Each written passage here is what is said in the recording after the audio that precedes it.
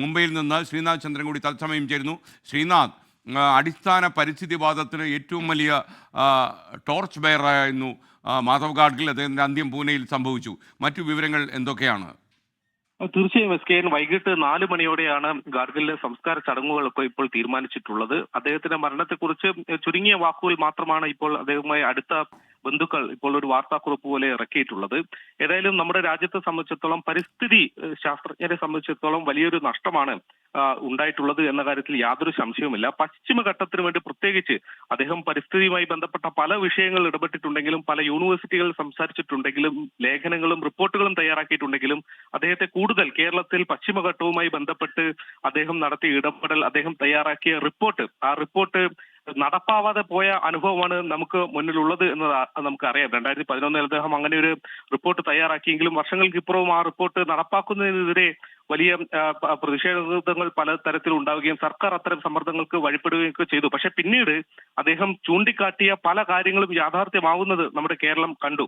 വയനാട്ടിൽ ഉണ്ടായ ഉരുൾപൊട്ടൽ അടക്കമുള്ള പല അനുഭവങ്ങൾ, കവളപ്പാറയിലും പുത്തുമലയിലും ഒക്കെ ഉണ്ടായ ഉരുൾപൊട്ടൽ, പിന്നീട് വയനാട്ടിൽ ഉണ്ടായ ഉരുൾപൊട്ടൽ അടക്കമുള്ള അനുഭവങ്ങൾ നമുക്ക് മുന്നിലുണ്ട്. ഈ സമയങ്ങളിലൊക്കെ ഞാൻ നേരിട്ട് പൂനെയിൽ പോവുകയും അദ്ദേഹത്തിന്റെ വസതിയിലെത്തി അദ്ദേഹത്തെ കണ്ട് ഇതിലുള്ള അദ്ദേഹത്തിന്റെ അഭിപ്രായം തേടുകയൊക്കെ ചെയ്തിരുന്നു. അദ്ദേഹം ആ സമയത്തും കഴിഞ്ഞ ഉരുൾപൊട്ടൽ ഉണ്ടായ ഇടങ്ങളിൽ അദ്ദേഹത്തിന്റെ റിപ്പോർട്ടിൽ പ്രത്യേകമായി ചൂണ്ടിക്കാട്ടിയിരുന്നു അതൊക്കെ പ്രശ്നമുള്ള മേഖലകളായിരുന്നു എന്ന് അദ്ദേഹം പറയുകയുണ്ടായി. അതായത് ഈ വയനാട് അടക്കമുള്ള മേഖലയെക്കുറിച്ച് അദ്ദേഹത്തിനുള്ള ഒരു ഗ്രാഹ്യം അത്രത്തോളം ഉണ്ട് എന്ന് ബോധ്യപ്പെട്ട നിമിഷങ്ങളായിരുന്നു അത്.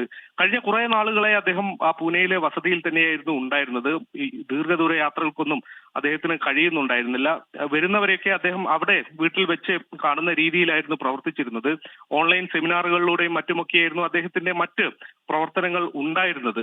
മാത്രമല്ല, സമീപകാലത്ത് സിൽവർ ലൈൻ പ്രൊജക്ടുമായി ബന്ധപ്പെട്ട വിവാദമുണ്ടായ സമയത്തും നമ്മൾ അദ്ദേഹത്തെ കണ്ടിരുന്നു. അന്നും ഈ സിൽവർ ലൈൻ പ്രൊജക്ട് ഉണ്ടാക്കാൻ സാധ്യതയുള്ള സാമൂഹിക പാരിസ്ഥിതിക ആഘാതത്തെ കുറിച്ചായിരുന്നു അന്ന് അദ്ദേഹത്തിന്റെ ആശങ്കകൾ അന്ന് പങ്കുവെച്ചത്. അന്ന് ഞാൻ നേരിട്ട് പൂനെയിലെത്തുകയും അദ്ദേഹത്തെ നേരിൽ കണ്ട് ഈ വിഷയത്തിലുള്ള അദ്ദേഹത്തിന്റെ അഭിപ്രായം, ആ സിൽവർ ലൈനുമായി ബന്ധപ്പെട്ട വിവാദം കത്തി നിൽക്കുന്ന സമയത്താണ് സംസാരിച്ചത്. ആ സമയത്തും അദ്ദേഹം അതുമായി ബന്ധപ്പെട്ട ആശങ്കകൾ അക്കമിട്ട് നിരത്തി അദ്ദേഹത്തിന് പറയാൻ കഴിഞ്ഞു എന്നത് ശ്രദ്ധേയമാണ്. അത്രമേൽ കേരളത്തിലെ പരിസ്ഥിതിയെ കുറിച്ചുള്ള അവബോധം അദ്ദേഹത്തിന് ഉണ്ടായിരുന്നു എന്നതാണ് അദ്ദേഹത്തിന്റെ ഇടപെടലുകൾ, അദ്ദേഹത്തിന്റെ റിപ്പോർട്ടുകൾ, അദ്ദേഹത്തിന്റെ അനുമാനങ്ങൾ ഒക്കെ തന്നെ സൂചിപ്പിക്കുന്നത്. പലപ്പോഴും കേരളത്തിൽ പ്രകൃതി ദുരന്തങ്ങൾ ഉണ്ടാവുന്ന സമയത്ത്, പശ്ചിമഘട്ട മേഖലകളിൽ ദുരന്തങ്ങൾ ഉണ്ടാവുന്ന സമയത്ത് ആദ്യം ഉയർന്നു വരുന്ന പേര് മാധവ് ഗാഡ്ഗിലിന്റെ പേര് തന്നെയാണ്. കാരണം അദ്ദേഹം പറഞ്ഞ കാര്യങ്ങൾ അവഗണിച്ചത് കൊണ്ടാണ് ഇങ്ങനെ ദുരന്തത്തിലേക്ക് പോയത് എന്നുള്ള ഒരു പൊതു നെറേറ്റീവ് ഈ ഘട്ടങ്ങളിലൊക്കെ ഉയർന്നു വരാറുമുണ്ട്. അദ്ദേഹത്തിന് പശ്ചിമഘട്ടത്തെ കുറിച്ച് അത്രയേറെ ആശങ്കകളും ഉണ്ടായിരുന്നു. യഥാർത്ഥത്തിൽ ഈ പശ്ചിമഘട്ടവുമായി ബന്ധപ്പെട്ട് മാത്രമല്ല നമ്മൾ ഗാഡ്ഗിലിനെ കുറിച്ച് ഓർക്കേണ്ടത്, അതിനപ്പുറത്തേക്ക് അദ്ദേഹം നൽകിയ സംഭാവനകൾ അതിലും ഏറെയുണ്ട്. വിവിധ സർവകലാശാലകളിൽ അദ്ദേഹം അധ്യാപകനായി പ്രവർത്തിച്ചിട്ടുണ്ട്. നിരവധി വിദ്യാർത്ഥികൾ അദ്ദേഹത്തിന് കീഴിൽ ഇതുമായി ബന്ധപ്പെട്ട പഠനം നടത്തിയിട്ടുണ്ട്. അങ്ങനെ വിവിധ തലത്തിൽ അദ്ദേഹം ഓർമ്മിപ്പിക്കപ്പെടേണ്ടതുണ്ട്. പരിസ്ഥിതിയുമായി ബന്ധപ്പെട്ട് എന്നും ചർച്ചകൾ വരുമ്പോൾ ആദ്യം ഉയർന്നു വരുന്ന പേര് മാധവ് ഗാഡ്ഗിലിന്റേതാണ്. ഏതായാലും ഇപ്പോൾ അദ്ദേഹത്തിന്റെ മരണം സംഭവിച്ചിരിക്കുന്നു. വൈകിട്ട് ആണ് അദ്ദേഹത്തിന്റെ 4 മണിയോടെയാണ് നവീപേറ്റിൽ വെച്ച് അദ്ദേഹത്തിന്റെ സംസ്കാര ചടങ്ങുകൾ നടക്കും എന്നതും അറിയുന്നു. SKN. Okay, thank you. Sreenath ചന്ദ്രനാണ് മുംബൈയിൽ നിന്ന് വിവരങ്ങൾ നൽകിയത്. മാധവ് ഗാഡ്ഗിലിനെ നേരിട്ട് കണ്ട് ഈ അടുത്ത കാലം നമ്മുടെ ചാനലിന് വേണ്ടി റിപ്പോർട്ട് ചെയ്ത ആളാണ് ശ്രീനാഥ് ചന്ദ്രൻ. മാത്രമല്ല, ഓരോ പ്രകൃതി ദുരന്തം ഉണ്ടാകുമ്പോഴും, കവളപ്പാറ ഉണ്ടായപ്പോഴും, അതുപോലെ തന്നെ മുണ്ടക്കൈ ചൂരൽമല ദുരന്തം ഉണ്ടായപ്പോഴും, ഏതെല്ലാം പെട്ടിമുടിയിൽ ദുരന്തം ഉണ്ടായപ്പോഴും ഒക്കെ തന്നെ മാധവ് ഗാഡ്ഗിലിൻ്റെ പേര് ഉയർന്നു വരും. കാരണം പശ്ചിമഘട്ട മലനിരകളിൽ ഏതാണ്ട് അദ്ദേഹത്തിൻ്റെ കണക്കൂട്ടലിൽ ഏതാണ്ട് 70%, 1,29,037 കിലോമീറ്റർ പശ്ചിമഘട്ടത്തിൽ ഏതാണ്ട് 75% സംരക്ഷിക്കേണ്ട സ്ഥലമാണ്. വളരെ സെൻസിറ്റീവാണ്, അപകടം നിറഞ്ഞതാണ് എന്ന് അദ്ദേഹം പറഞ്ഞു. മാത്രമല്ല, പശ്ചിമഘട്ട മലനിരകൾ മാത്രമല്ല, ഹിമാലയൻ മണ്ണും വളരെ ദുർബലമാണെന്നും ഹിമാലയത്തിൽ എപ്പോഴൊക്കെ മണ്ണിടിച്ചിലുണ്ടായോ, ആളുകൾ കൊല്ലപ്പെട്ടു, അപ്പോഴെല്ലാം മാധവ് ഗാഡ്ഗിൽ പറഞ്ഞതാണ്. പിന്നീട് നമുക്ക് ഓർമ്മയുണ്ട്, കസ്തൂരി രംഗൻ്റെ റിപ്പോർട്ട് വന്നു.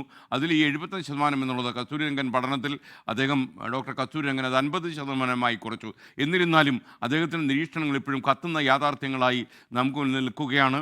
ഒരുപക്ഷെ മാധവ് ഗാഡ്ഗിൽ അന്തരിച്ചു എന്ന യാഥാർത്ഥ്യം വന്നെങ്കിലും 2011 പശ്ചിമഘട്ട മലനിരകളെ സംരക്ഷിക്കുവാൻ വേണ്ടി അദ്ദേഹം തന്ന റിപ്പോർട്ട് എല്ലാ കാലത്തും മലയാളിക്കും പശ്ചിമഘട്ട മലനിരകൾക്ക് കീഴെ താമസിക്കുന്ന ആളുകൾക്കും പാഠമായിരിക്കും എന്ന കാര്യത്തിൽ സംശയമില്ല. ഓരോ ദുരന്തം കഴിയുമ്പോഴും നമ്മളെ തന്നെ ശപിക്കുമ്പോഴും അപലപിക്കുമ്പോഴും മാധവ് ഗാഡ്ഗിൽ പിന്നെയും ജീവൻ വെച്ച് എഴുന്നേറ്റ് വരും.